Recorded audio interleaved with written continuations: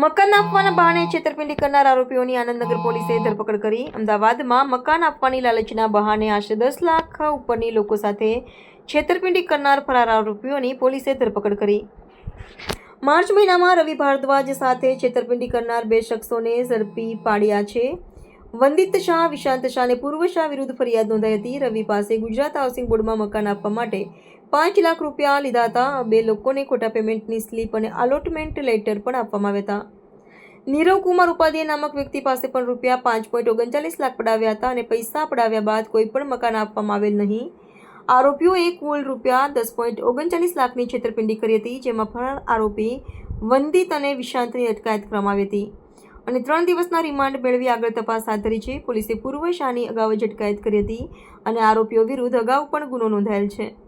વંદિત અને વિશાંત શાહ એપલ કંપનીના મોબાઈલ સસ્તા ભાવે વેચાણ કરવાના નામે પણ પૈસા પડાવી છેતરપિંડી કરતા હતા। સમગ્ર બાબતે પોલીસે આગળ તપાસ હાથ ધરી છે। આનંદનગર પોલીસ સ્ટેશનમાં માર્ચ મહિનામાં રવિ કમલેશભાઈ ભારદ્વાજ કરીને ફરિયાદીએ ફરિયાદ લખાવેલી, જેમાં આ રવિભાઈ જે ફરિયાદ લખાવેલી છે એમાં એમને આરોપીઓ વંદિત શાહ, વિશાંત શાહ અને પૂર્વ શાહ કરીને 3 આરોપીઓએ ગુજરાત હાઉસિંગ બોર્ડમાં મકાન અપાવવાનું કહીને એના પેમેન્ટ રિસિપ્ટ અને એનો એલોટમેન્ટ લેટર બનાવી આપેલો અને આ ફરિયાદી જોડેથી 5 લાખ રૂપિયા અને બીજા જે સાહેબ હતા નીરવ ઉપાધ્યાય એમની જોડેથી 5,39,000 કુલ મળીને 10,39,000ની રકમ લઈ લીધેલી। એમને ખોટા એલોટમેન્ટ લેટર અને ખોટા પેમેન્ટ રિસિપ્ટ બનાવી આપેલી અને મકાનની ફાળવણી નહીં કરેલી।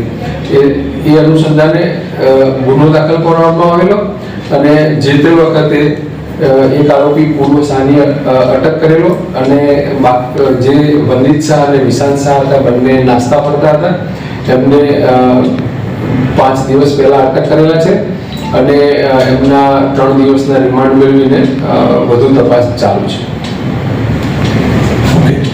સાહેબ, આ કઈ રીતે લોકોને એની વાતમાં કેવી રીતે આવી ગયા હતા? જે આ આરોપીઓ છે એ બધા જે લોકો હોય એમને એવું કે ભાઈ તમારે મકાનની જરૂર હોય તો ગુજરાત હાઉસિંગ બોર્ડમાં મારી ઓળખાણ છે અને હું તમને મકાનની ફાળવણી કરી આપીશ એમ કહીને એનું પેમેન્ટ લેતા હતા અને ગુજરાત હાઉસિંગ બોર્ડના નામની જ ડુપ્લિકેટ રિસિપ્ટ બનાવીને અને એલોટમેન્ટ લેટર બનાવીને એમને આપી દેતા હતા।